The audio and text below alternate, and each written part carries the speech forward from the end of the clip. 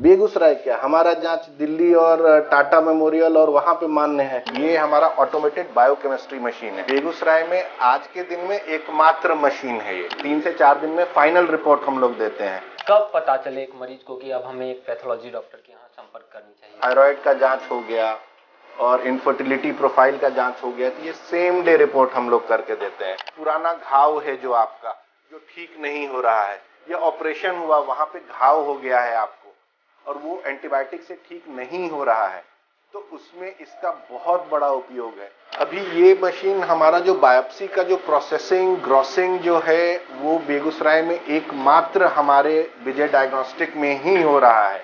जिस रेट पे हम लोग बायोप्सी यहाँ कर रहे हैं वो अपने आप में काफी कम है। बेगूसराय में कहीं भी बायोप्सी जो जा रहा है 7 से 10 दिन मिनिमम, अदरवाइज 15-15 दिन में रिपोर्ट आ रहा है। हमारे यहाँ इमरजेंसी केस में तीसरे दिन रिपोर्ट मिलता है, अदरवाइज चौथे से 5वें दिन रिपोर्ट मिलता है। नमस्कार, मैं हूं अमन कश्यप और आप देख रहे हैं हेल्थ स्टोरी। हेल्थ स्टोरी के आज के इस एपिसोड में हमारे साथ हैं MBBS MD pathologist doctor Kripanshu Bhardwaj. और आज का जो हमारा टॉपिक है वो है पैथोलॉजी। पैथोलॉजी क्या होते हैं, एक पैथोलॉजी डॉक्टर का मरीज के इलाज में क्या योगदान होता है, कब एक मरीज को एक पैथोलॉजिस्ट डॉक्टर से संपर्क करनी चाहिए और यहाँ पर क्या क्या फैसिलिटी मौजूद हैं, किस किस तरह के जांच किए जाते हैं, इस संदर्भ में हम बात करेंगे सर से। वीडियो बहुत ही इंफॉर्मेटिव होने वाली है, इसलिए वीडियो को अंत तक जरूर देखिएगा और वीडियो को लाइक करिएगा और इंफॉर्मेटिव लगे तो ज्यादा से ज्यादा शेयर जरूर करिएगा। तो चलिए शुरू करते हैं वीडियो।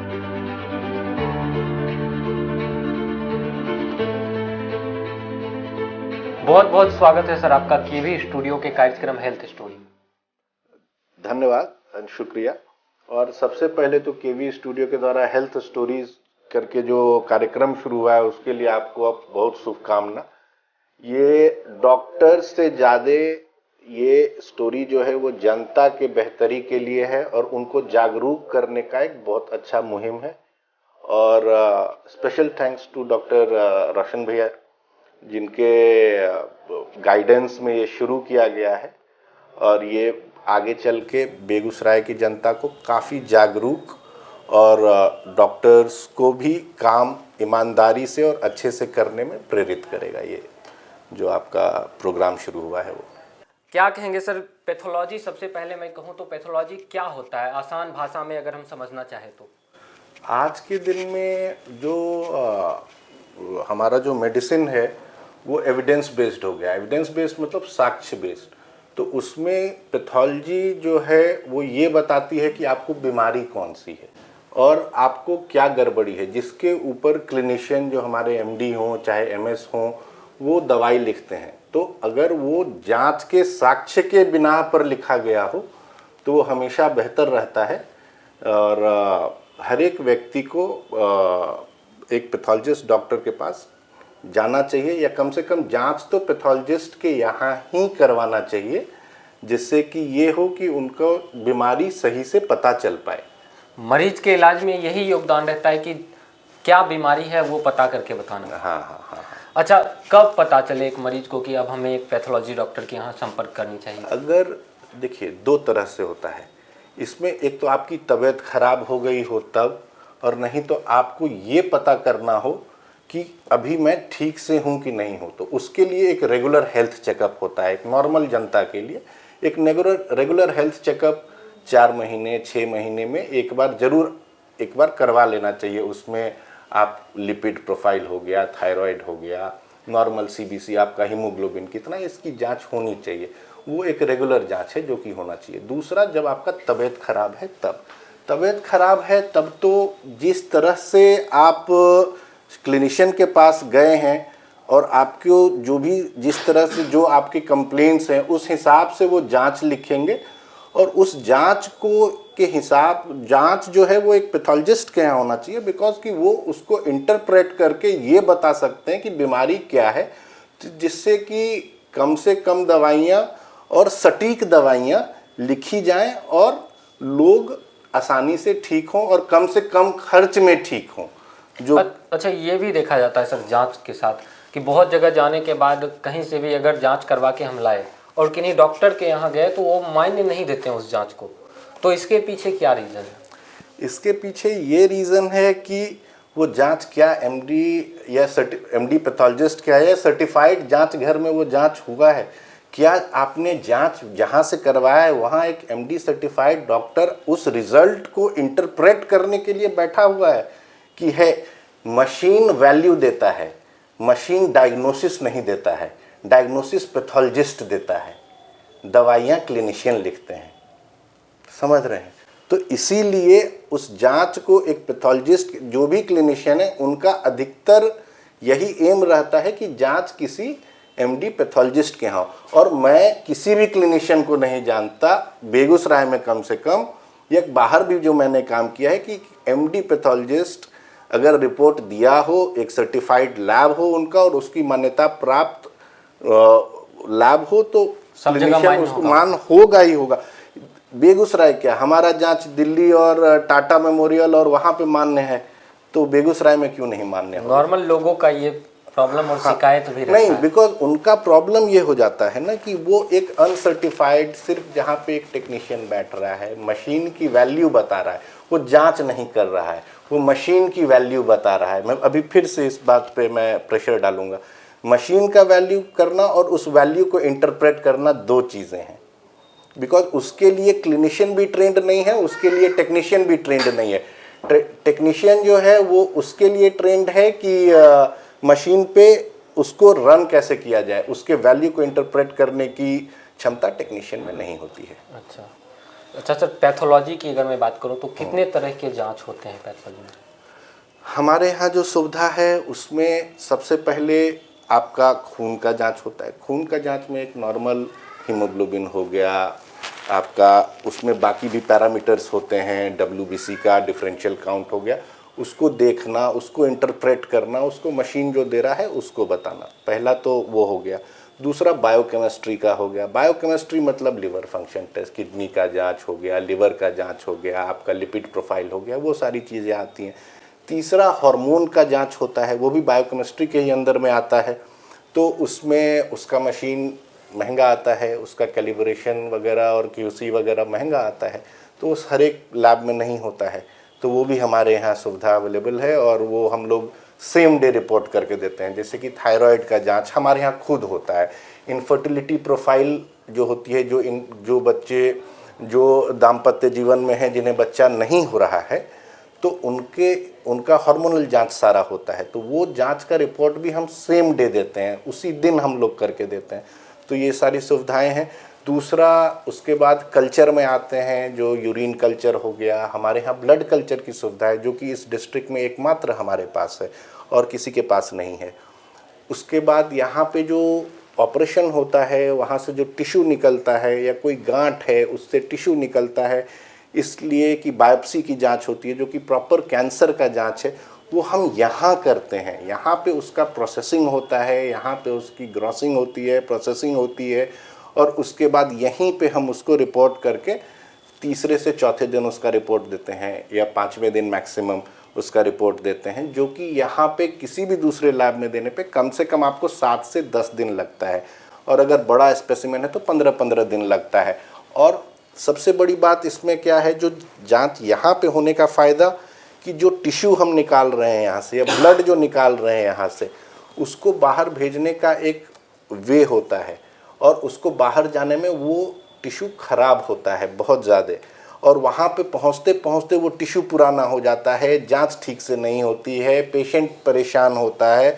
तो उस चीज़ की अगर सुविधा एक डिस्ट्रिक्ट टाउन में अवेलेबल है तो लोगों को उसकी को सुविधा से अवगत कराना और उस सुविधा से वो उनकी चीज़ें आसान ढंग से हो जाएं, तो वो बहुत ही इम्पोर्टेंट और अच्छा कदम है। मुझे लगता है लोगों को सुविधा लेनी चाहिए।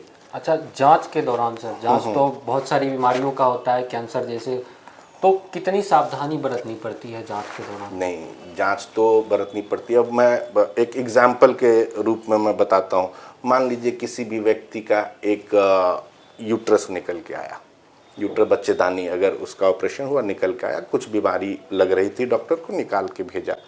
अब उसका जब हम ग्रॉसिंग करते हैं, ग्रॉसिंग का अगर मैं उसको हिंदी में बोलूं तो मतलब उसको काट करके टिश्यू को हम ये देखते हैं कि किस पार्ट से हम टिश्यू निकाल के देखेंगे तो उसमें बीमारी मिलेगी। अगर सही जगह से हम काटेंगे ही नहीं तो वो जांच का सही रिपोर्ट आएगा ही नहीं। अगर मान लीजिए कि वो टिश्यू वहाँ से कटता है क्लिनिशियन के यहाँ से, वो टेक्नीशियन के यहाँ से जाता है, टिश्यू बड़ा है, उसका अब रेट ज़्यादा रहेगा, जो जांच का रेट होगा ऑब्वियसली ज़्यादा हो जाएगा। अब उस टेक्नीशियन किसी कहीं भेजना है, उसको कम पैसे देने हैं, उसको कहीं से टिश्यू काटा उसमें से और भेज दिया, क्या जांच का रिपोर्ट सही आएगा? नहीं आएगा। अब इसमें कौन गलत हो गया? तो ये चीज़ें क्लिनिशियन को भी समझनी पड़ेंगी कि डायरेक्ट पैथोलॉजिस्ट के पास वो जाए, और जनता को भी समझना पड़ेगा। अभी कुछ दिन पहले का एक मैं बात बताता हूँ कि किसी गांव में किसी ने ऑपरेशन कराया, वो यहाँ आया तब तक कैंसर पूरा फैल चुका था। मैंने पूछा क्या टिश्यू जो कटा था आपने उसकी बायोप्सी करवाई थी? तो उन्होंने बोला कि नहीं, उसकी बायोप्सी नहीं हुई थी, वो टिश्यू फेंक दिया गया था। बताइए, वो 6 महीने के बाद 4 महीने के बाद पेशेंट आया था। अगर वो 4 महीने पहले पता चलता तो वो शायद पेशेंट बच जाता। तो जो कि एक हमें देखना पड़ेगा कि जो टिश्यू कट रहा है उसकी बायोप्सी अवश्य कराएं। जिस रेट पे हम लोग बायोप्सी यहाँ कर रहे हैं वो अपने आप में काफ़ी कम है, और उतना तो लगता ही लगता है, अगर उससे कम, क्योंकि वो बहुत सामान्य लागत में हम लोग कर रहे हैं। अच्छा, पैथोलॉजी लैब में सर यहाँ पे क्या क्या सर्विसेज प्रोवाइड हो जाती है? मशीन के साथ क्या क्या उपकरण यहाँ पे मौजूद हैं, वो भी सर हम देखना चाहेंगे। ज़रूर ज़रूर चलें। हिमैट का मशीन है जो कि 5 पार्ट ऑटोमेटेड मशीन है। इसमें मशीन में डालने पे आपको ब्लड का सारा पैरामीटर्स आ जाता है, समझ रहे हैं। और इसमें जो हमारी जो खासियत है, इसमें हम QC रन करते हैं। QC एक क्वालिटी कंट्रोल सर्विस है जो कि ये बताता है कि मशीन हमारा सही रिपोर्ट दे रहा है कि नहीं दे रहा है, बिकॉज उसका वैल्यू हमें पहले से पता होता है। अगर उस वैल्यू के अंदर में नहीं दे रहा है तो वैल्यू गलत दे रही है मशीन। तो मशीन एक वैल्यू देता है, जैसे मैंने पहले भी बोला था, मशीन वैल्यू सही दे रहा है कि नहीं दे रहा है वो इंटरप्रेट करना और वो करना वो QC का काम होता है। अगर QC रन हम करते हैं, जैसे हमारे टेक्नीशियन आते हैं, सुबह QC रन होता है, उसके बाद ही सारे सैंपल रन होना शुरू होते हैं। उसके बाद ये हिमैट का मशीन, ये हमारा हार्मोन का मशीन है। ये जैसे कि पहले भी मैंने बोला था कि ये इम्यूनो ऐसे हार्मोन मशीन है। ये बेगूसराय में काफ़ी कम है, 3-4 जगह ही है। और ये जैसे कि मैंने बोला था, थायराइड का जांच हो गया और इनफर्टिलिटी प्रोफाइल का जांच हो गया, तो ये सेम डे रिपोर्ट हम लोग करके देते हैं। 2 से 3 घंटे पेशेंट वेट करते हैं और 2 घंटे से 3 घंटे में वो रिपोर्ट लेके जाते हैं। वो जो दूर के पेशेंट हैं उनको सेम डे डॉक्टर को दिखा के वापस जाना है, तो उसमें उनको बहुत सहूलियत होती है इसके कारण। तीसरे में हमारा बायोकेमिस्ट्री मशीन है। ये हमारा ऑटोमेटेड बायोकेमिस्ट्री मशीन है और ये सारे बायोकेमिस्ट्री का जांच करता है। जितना लिवर फंक्शन टेस्ट हो गया, किडनी फंक्शन टेस्ट हो गया, तो उसकी जांच ये करता है। अब देखिए, ये मशीन तो बहुत होगा बेगूसराय में, लेकिन मेन चीज़ है कि हमारा इस पे QC रन होता है। इसमें हम इक्वास रन करते हैं जो कि क्रिश्चियन मेडिकल कॉलेज वेलोर से आता है। इसका हिमैट का इक्वास हम लोग एम्स दिल्ली से मंगाते हैं, जो कि रन करते हैं, जिससे कि ये पता चलता है कि मेरा वैल्यू और उनका वैल्यू मैच कर रहा है कि नहीं कर रहा है, जिस पर ये पता चलता है कि नहीं ये मशीन सही वैल्यू दे रहा है। तो जैसे कि आपने बोला, अनसर्टिफाइड लैब कोई ये नहीं कर सकता है, वो इक्विप्ड नहीं है, ट्रेंड नहीं है इस चीज़ को करने के लिए। कल्चर मशीन है जो कि बेगूसराय में आज के दिन में एकमात्र मशीन है ये, जो कि ऑटोमेटेड ब्लड कल्चर होता है। इसमें ब्लड कल्चर आता है, बॉटल्स अंदर लगे हुए हैं। ये 3 से 4 दिन में आपको 3 से 4 दिन में फाइनल रिपोर्ट हम लोग देते हैं। यहाँ पे जब पॉजिटिव आता है तो इसमें बत्ती लाल जल जाएगी, और जब नेगेटिव रहेगा तो 5 दिन के बाद ग्रीन जल जाएगी। तो वो होता है। और उसके बाद ये पॉजिटिव होने के बाद हम लोग उसका ग्रोथ करते हैं प्लेट पर। और ये एक रोबोट है जो कि एक किस मात्रा में डिस्क में वो जाना चाहिए, बैक्टीरिया जाना चाहिए, उस हिसाब से कुछ मैनुअल नहीं है इसमें सारा ये रोबोट है बेसिकली, जो कि वो कैलकुलेट करके डालता है। हम इसका एक वीडियो देंगे आपको, ठीक है। फिर ये वो मशीन है जो कि रीड करता है कि कौन सा एंटीबायोटिक चलाने पर उस बैक्टीरिया पे असर होगा, उस रीडिंग के लिए ये मशीन है।